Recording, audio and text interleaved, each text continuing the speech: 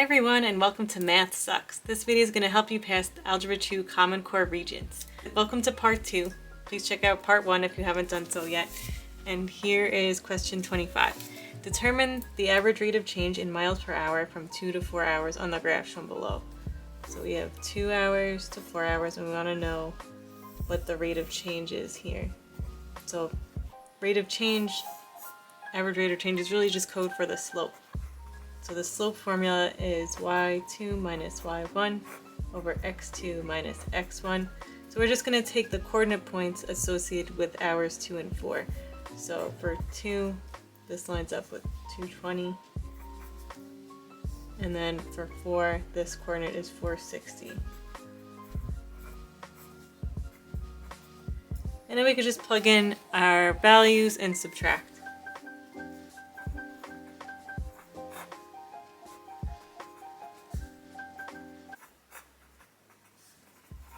And we get 20 miles per hour. Question 26. Factor the expression x cubed minus 2x squared minus 9x plus 18 completely. So I'm going to start by rewriting the equation. Now we can factor by grouping. So we're going to take the GCF of each little group here. So the GCF out of this group is x squared, and we're left with x minus 2 inside, minus the GCF here is 9. We get x minus 2 inside again. So now we're going to take the numbers outside and combine them to get x squared minus 9. And then what we have left here, we're just going to bring down. So notice these match, so we're just going to take the ones that match and bring it down. So this question says to factor completely. So let's see if we can factor any more.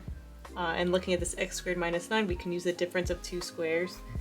X minus 3, x plus 3, and then just bringing down that x minus 2 for our answer. And I have a bunch of questions on factoring completely and the different kinds of factoring methods there are. So please check that out. Question 27. Solve algebraically for all values of x. So here we have a radical equal to 11 minus x. So to get rid of a radical, we're just going to square both sides. And now this radical disappears. And now we have this set of binomials that we're going to have to expand.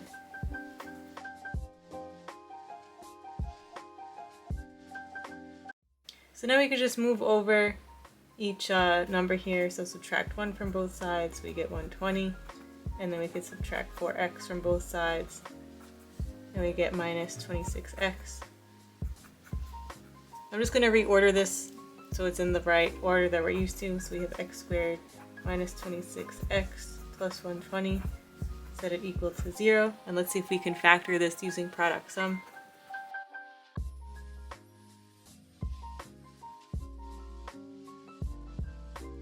20 and 6 minus 20 and 6.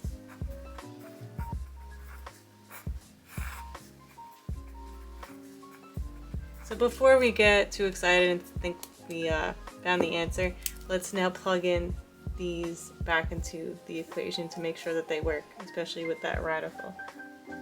So we're plugging in for the number 20.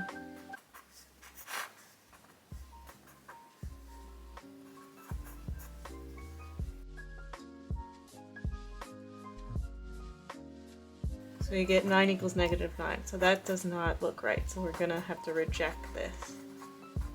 So we're just checking. And now let's check the other value to make sure that this is the answer.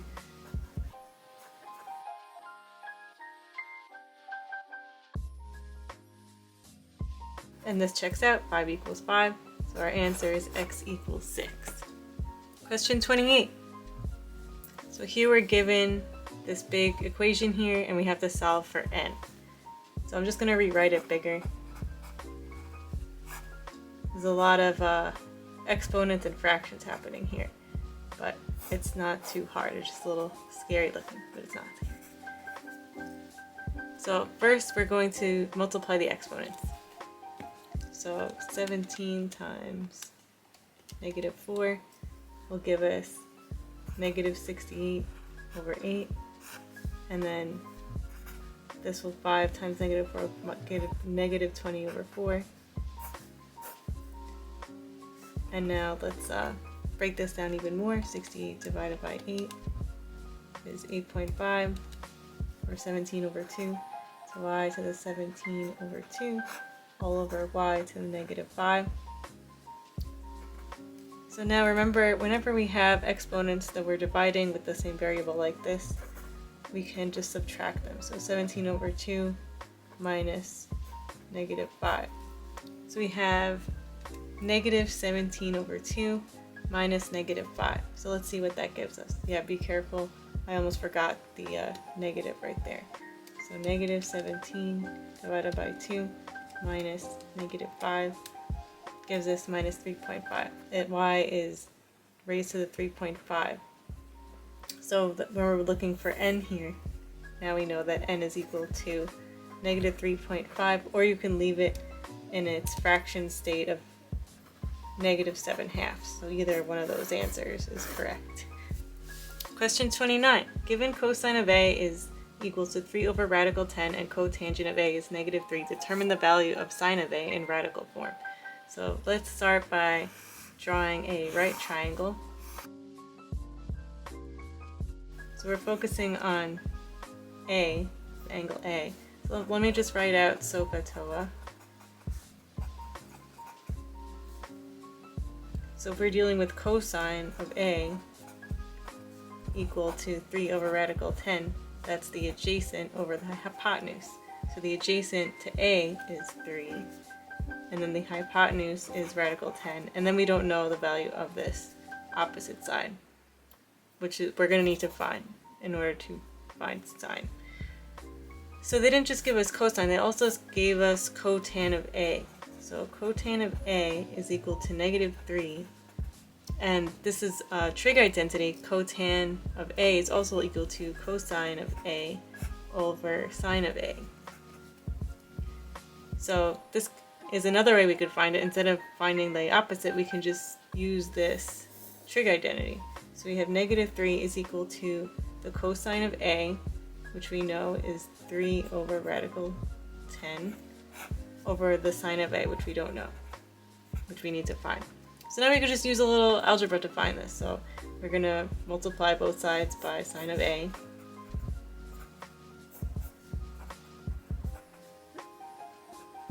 So we get -3 sine of A is equal to 3 over rad 10. And to get sine of A alone, we're just going to divide that -3. So this cancels out, and we get sine of A is equal to 3 over -3 rad 10. And then this can be simplified to -1 over rad 10. And it says to leave in radical form, so we're just going to leave it like that. Question number 30. According to a study done at a hospital, the average weight of a newborn baby is 3.39. So I'm just going to take notes as we're writing this. So the average, the mu is 3.39 kilograms with a standard deviation of 0.55 kilograms. So the sigma is 0.55 kilograms. The weights of all the newborns in this hospital closely follow a normal distribution. Last year, 9,256 babies were born at the hospital, so we have a total of 9,256. Determine to the nearest integer approximately how many babies weighed more than 4 kilograms. So we want, the number we are looking for is babies weighed more than 4 kilograms.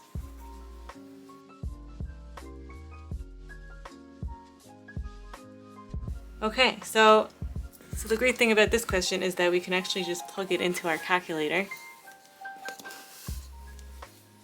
to get this value.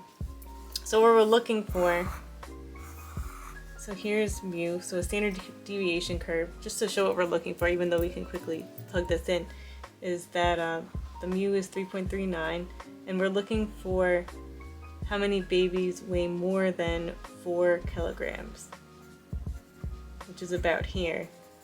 We want to know how many babies out of the total are at the far end of this bell curve.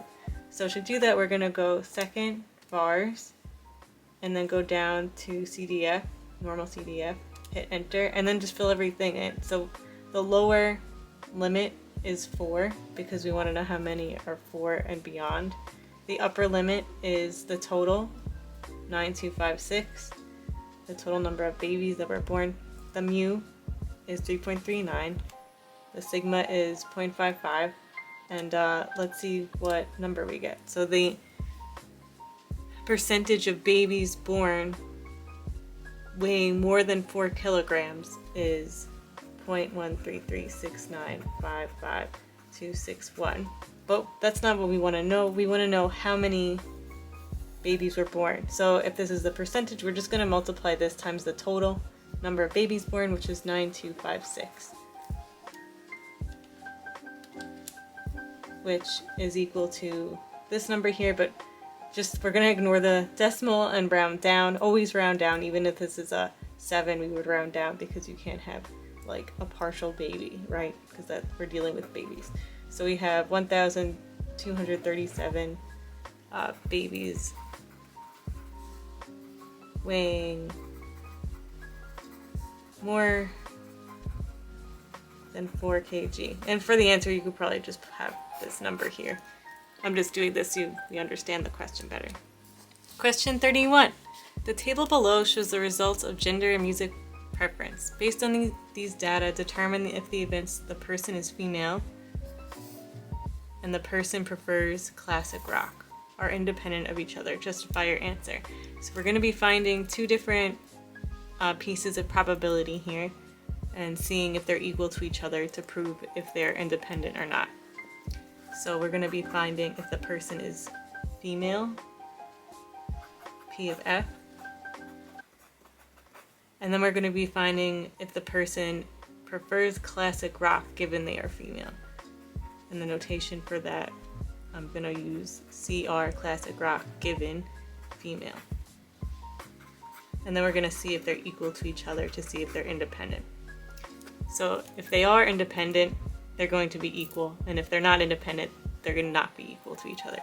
So let's first find the probability that the person is female given all this data. So we want to add up all the females in this data set.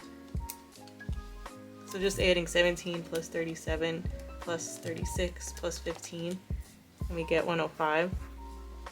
And then we want to add up all the males.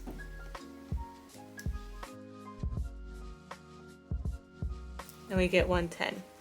So our total number here for this population is going to be 110 plus 105. The males plus the females. And then the probability that a person is female in this group is out of 105, the number of females. So just plug this in and we get 105 over 215. Next we're going to find the probability that the person likes, I'm just going to write this out, probability that the person likes classic rock given they're female. So now we're going to focus on this classic rock section right here. So we're just focusing on this part now. So the total number of males and females who like classic rock is 42 plus 36, right? The male plus the female. And then the probability that the person likes classic rock given that they're female would just be this number right here, 36. We get 36 over 78. Now if you reduce, this becomes 6 over 13.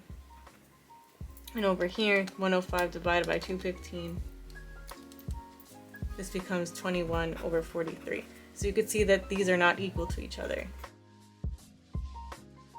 And because they're not equal to each other, that means that these events are not independent. So now we just need to do a little write-up.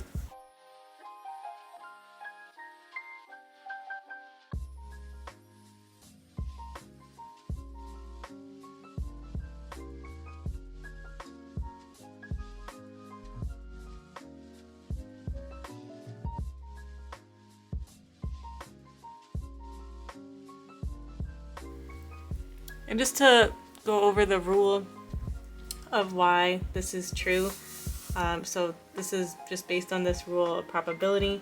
If you have P of A given B, then this means that they're independent. And this vice versa. So if P probability of B given A is equal to the probability of B, that's also independent. Question 32. Algebraically determine the solution set for the system of equations below. So since these are both set to y equals, we could just set them equal to each other. They're both equal to y. So we can just set 2x squared minus 7x plus 4 equal to 11 minus 2x. And we just want to get all the numbers on the same side. So we want to subtract 11 from both sides, and we want to add 2x to both sides.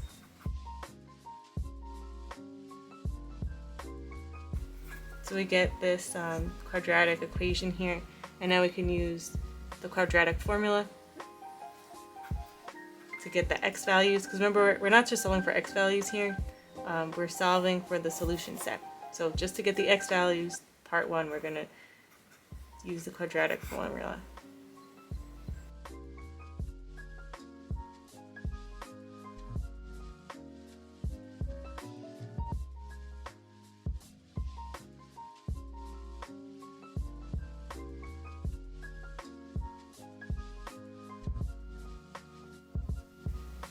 And then we can split our equation into 2. So this will give us 5 plus 9 over 4, and this will give us 5 minus 9 over 4.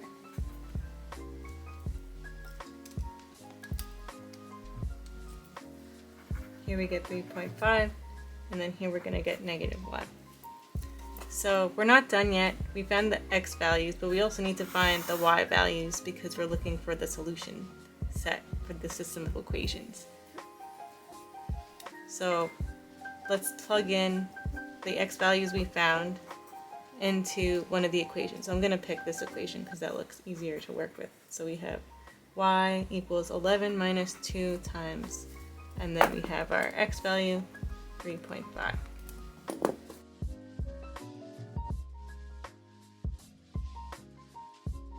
So then we have our y value paired with this x value for this solution, 3.5 comma 4, because this is the x value and this is the y value.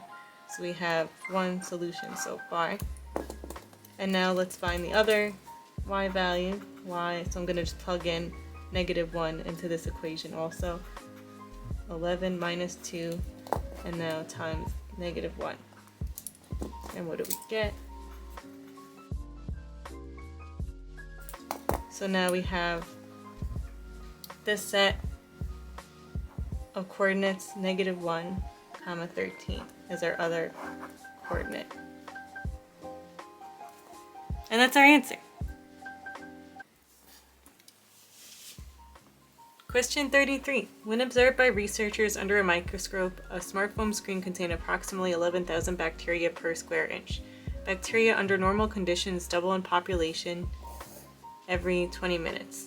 Assuming an initial value of 11,000 bacteria, so this is part A, write a function p of t that can be used to model the population of bacteria p on a smartphone screen where t represents the time in minutes after it is observed under a microscope. So let's just write out the growth formula. So the general growth formula is f of x equals a b to the t, where a is the initial value, which they told us is 11,000. B is the growth factor, which they said it doubles in population every 20 minutes. So the doubling would be the growth factor, which is 2. And then T is time, which they tell us represents the time in minutes after it is first under a microscope.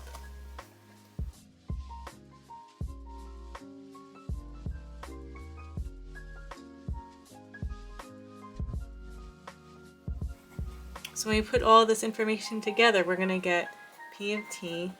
So just using the notation they gave us, they say write a function p of t is equal to the initial value, which we know is 11,000, times the growth factor, which is 2 raised to. So this part is a little trickier. So instead of just writing t, remember it says that it doubles every 20 minutes. So we know we're going to have t minutes since we're first observing it out of 20 minutes. So this is the answer to part A of this question.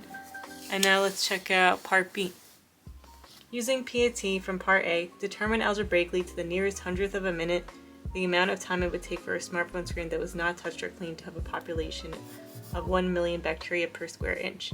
So basically we want to use the equation we found in part A, but now we're plugging in 1 million and then finding the time. So 1 million is equal to 11,000 times 2 raised to the t over 20. And then we're just going to be solving this algebraically. So we're going to end up needing logs, but the first thing we're going to do is divide out this 11,000.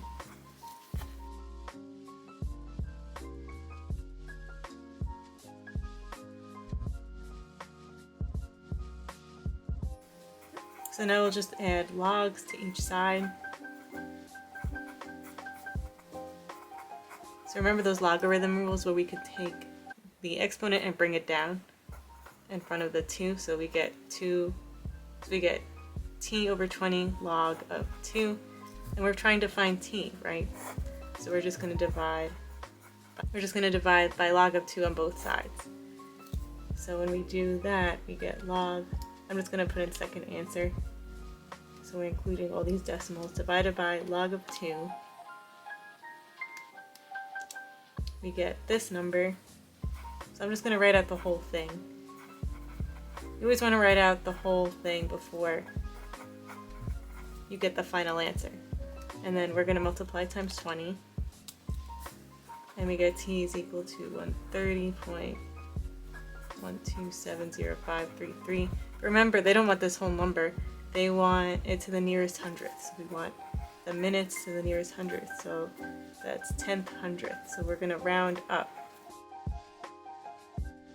to get 130.13 minutes. And that's our answer. Question 34. The function v of x is equal to x times 3 minus x times x plus 4 models the volume in cubic inches of a rectangular solid for the interval between 0 and 3. Graph v of x over the domain between 0 and 3, where x is between 0 and 3. So we get this nice graph here, and notice we have on the x-axis values 0 through 3, and there's a lot of space in between here. So let's put this into our calculator. Y equals x times 3 minus x times x plus 4. And because there's such big spaces, so we can see here that this is going up by 0.2. 0.2, 0.4, so just adding 0.2 plus 0.2 is 0.4, 0.6, 0.8, and then we get 1.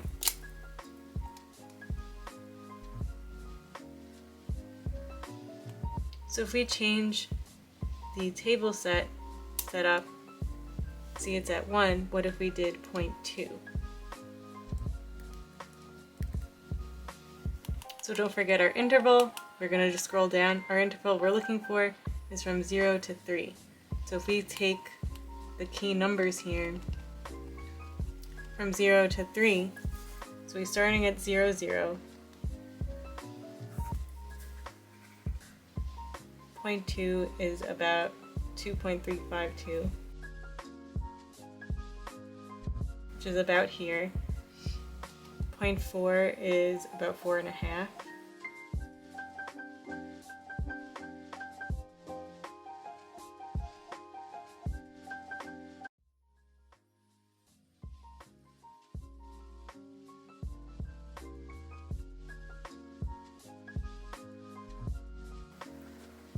So we get a graph that looks something like this.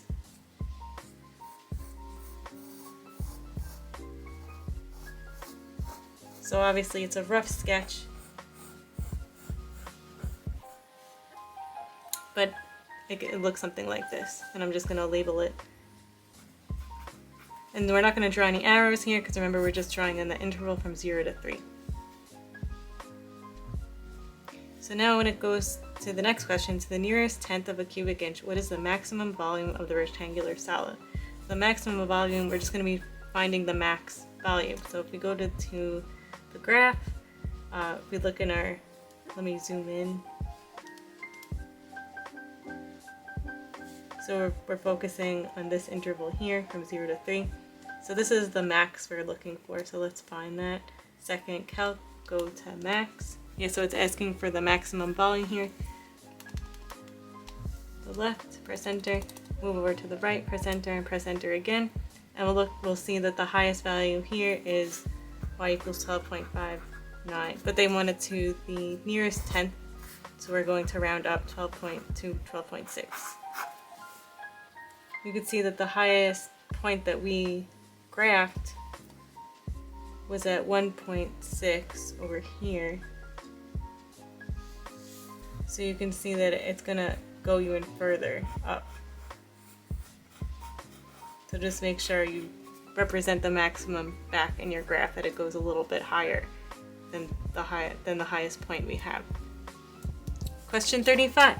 Given f of x is equal to 3x cubed minus 4x squared plus 2x minus 1, and g of x is equal to x minus 4, state the quotient and remainder of f of x over g of x in the form of what they have here. So if there's a remainder, we're going to have this format. So because this is an x minus 4 format, we can use synthetic division, which will make it much easier than the long division. So to do synthetic division, I'm going to take this and write out all the coefficients. So we have 3, minus 4, 2, negative 1. And then I'm going to take this number, 4, and just put it outside. We're going to bring 3 down, and then multiply it times 4, which gives us 12. Then we're going to add these together, 12 plus negative 4, which gives us 8. 8 times 4 is 32. 32 plus 2 is 34. 34 times 4 is 136. And then 136 plus negative 1 is going to be 135. And this is going to be a remainder. So we're almost there. We just need to write this in the right format, right? Q of x plus r of x over g of x. So what we're going to do is take 3x squared. So we start with cubes, so we're going to go 1 minus the highest degree we have here. So we had 3, now we're going to do 3x squared, and then we're just going to go down in order using these as coefficients. Plus 8x plus 34, and then plus 135, our remainder, over that original binomial we were dividing by. And this is our answer for part 1 of this question. So the next part of this question is asking, is x equals 4 a root of f of x? Explain your answer. So since we had a remainder, we know that this is not an answer. So let's just write this in our own words here.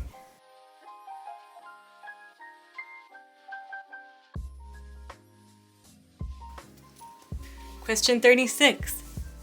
State officials claim 82% of a community want to repeal the 30 miles per hour speed limit on an expressway. A community organization devises a simulation based on the claim that 82% of the community supports the repeal. Each dot on the graph below represents the proportion of community members who support the repeal. The graph shows 200 simulated surveys, each of sample size 60. Based on the simulation, determine an interval containing the middle 95% of plausible proportions. Round your answer to the nearest tenth. So since we're finding an interval of 95%, we're going to be finding the 95% confidence interval. And there's an easy formula for us to use for this, where it's the mean, mu, plus or minus 2, because it's 2 standard deviations, times sigma. And so we have all this information. We have the mean, which is 0.819, plus or minus 2 times sigma, which is 0.053. So now we can just plug this in. So when we calculate 2 times 0.053, we get 0.106. So 0.819 minus 0.106 gives us the lower end of our interval, 0.713. And if you look back, they want it to the nearest thousandth, 1/100th, which you have it in. So we could just leave it like that. And then we have to find the upper limit to our interval, 0.819, this time plus 0.106, which gives us 0.925. So our interval is between 0.713 and 0.925. Next question. The community organization conducted its own sample survey of 60 people and found 70% supported the repeal. Based on the results of the simulation, explain why the organization should question the state official's claim. So since it's 70%, notice that's outside our interval that we just found, the confidence interval. So because it's outside the interval, we can't really trust the state official's claim, right? So we just need to put that into words.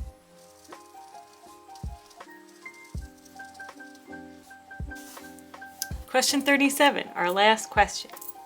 A technology company is comparing two plans for speeding up its technical support time.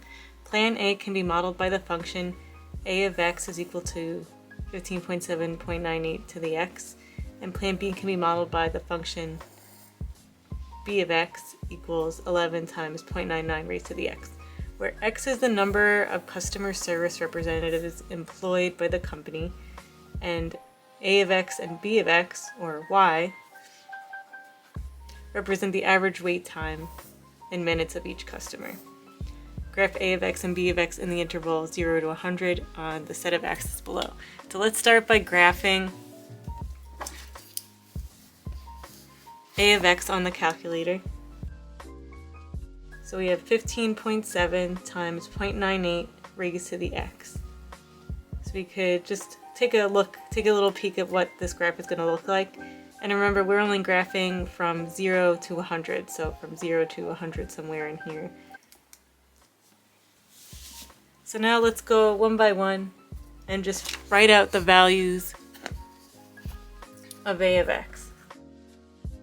If you notice, if you look at our graph, they gave us numbers from 0 to 100, and we're going to want to focus on counting by 10, 10, 20, 30, 40, and then seeing what y values correspond.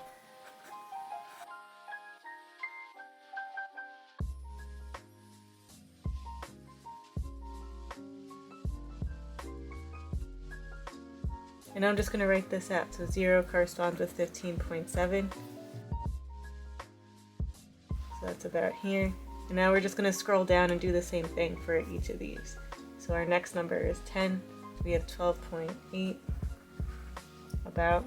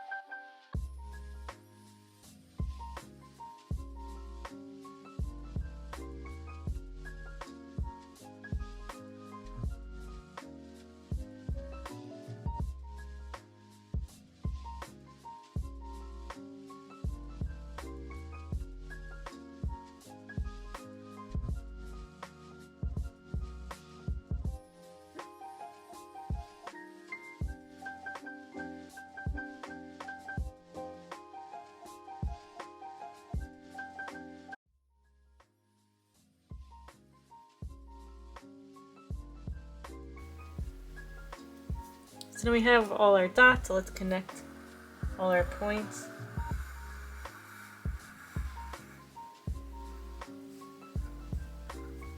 And then label our graph here, so this is just a of x. And now let's do the same thing for b of x.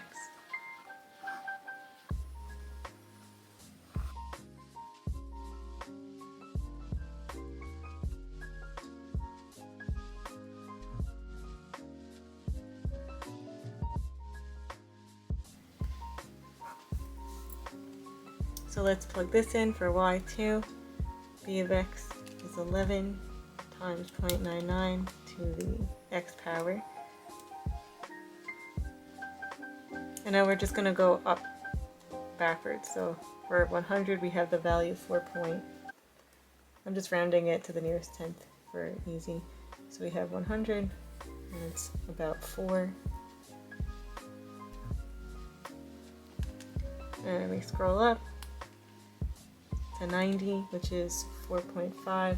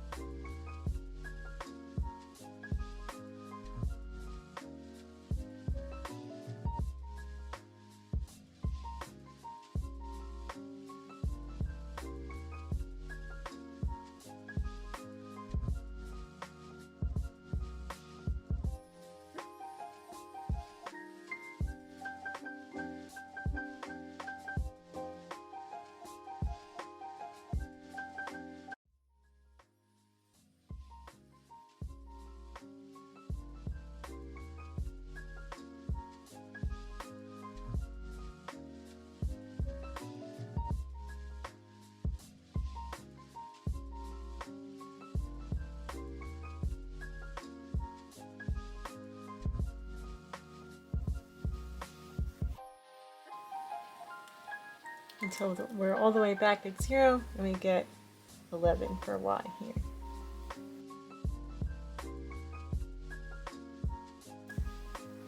Again, we'll connect our dots and we have our graph. Okay, so that was just the first part of this question. But there's more. So let's see, they're asking for some answers here. So to the nearest integer, solve the equation a of x equals b of x. So we just want to see where they intersect. So we could just do that easily by looking at the graph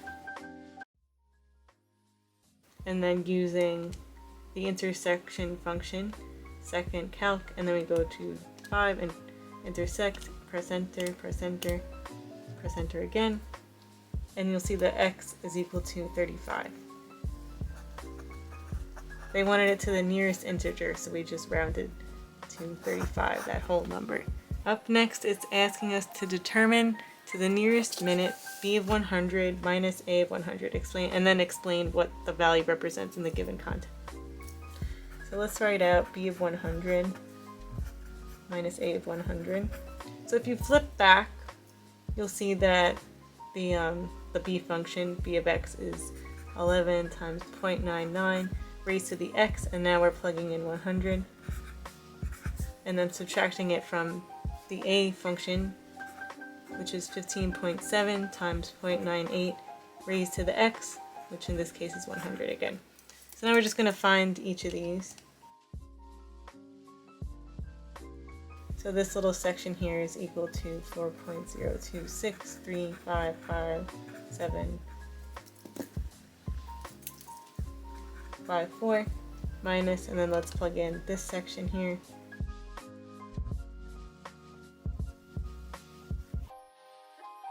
And then we just need to subtract these. And we get this long number, 1.944, and it keeps going. But they just wanted it to the nearest minute, so we're just going to say this is equal to 2 minutes. So we're not done yet. We need to explain what this value represents given the context. So if you flip back, you'll see that these functions represent the number of customer service representatives on the x-axis and the average wait time. So that means the average wait time a customer is experiencing when they call up technical support given the number of service representatives. and the difference in each plan. So now we just need to write that in our own words.